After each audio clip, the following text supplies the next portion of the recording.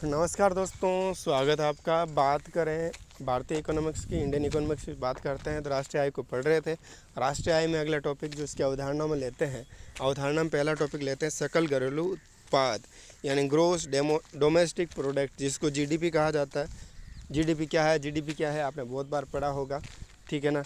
हम भाषणों में खूब सुनते हैं, लेकिन जब जीडीपी के आंकड़े पूछे जाते हैं तो कहते हैं जीडीपी में यहाँ पहुँच गए। जैसे कि कहा जा रहा है भारत की जीडीपी का 20% तो जीडीपी का 20% क्या जाता है, कर्ज उतारने में जाता है। इतना कर्ज है भारत पे कि भारत की जीडीपी का 20% हिस्सा कहाँ जाता है, कर्ज उतारने में जाता है।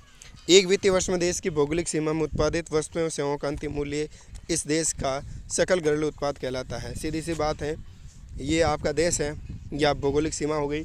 इस भौगोलिक सीमा में नागरिक से कोई मतलब नहीं, बाहर का अगर यहाँ प्रोडक्ट करता है, यहाँ का भी यहाँ प्रोडक्ट करता है तो वो इसमें सम्मिलित होगा। भारत की भौगोलिक सीमाओं के अंतर्गत सीधी सी बात है, ठीक है ना।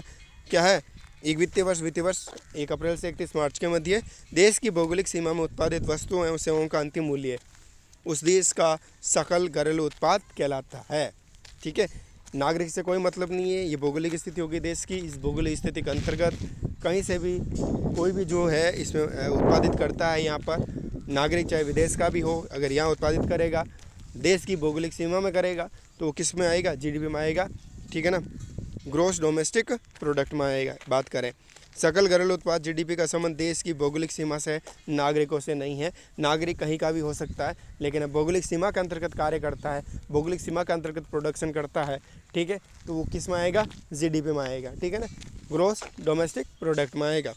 सकल घरेलू उत्पाद जीडीपी में 2 प्रकार के मदों को शामिल किया जाता है। कौन कौन से मद आते हैं, 2 प्रकार के। देश के नागरिकों द्वारा देश में उत्पादन, एक तो देश का ही नागरिक है, देश में उत्पादन कर रहा है। एक विदेशी नागरिक द्वारा बाहर का आया हुआ यानी अमेरिका से आया हुआ भारत में कर रहा है प्रोडक्शन, तो वो क्या कौन सी जीडीपी में सम्मिलित होगा, यहाँ इस देश की जीडीपी में सम्मिलित हो जाएगा, ठीक है।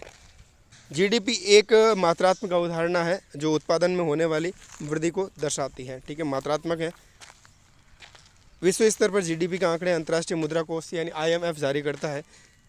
इंटरनेशनल मॉनेटरी फंड द्वारा जारी किया जाता है विश्व स्तर पर जीडीपी के आंकड़े अंतर्राष्ट्रीय मुद्रा कोष आईएमएफ जारी करता है, ठीक है।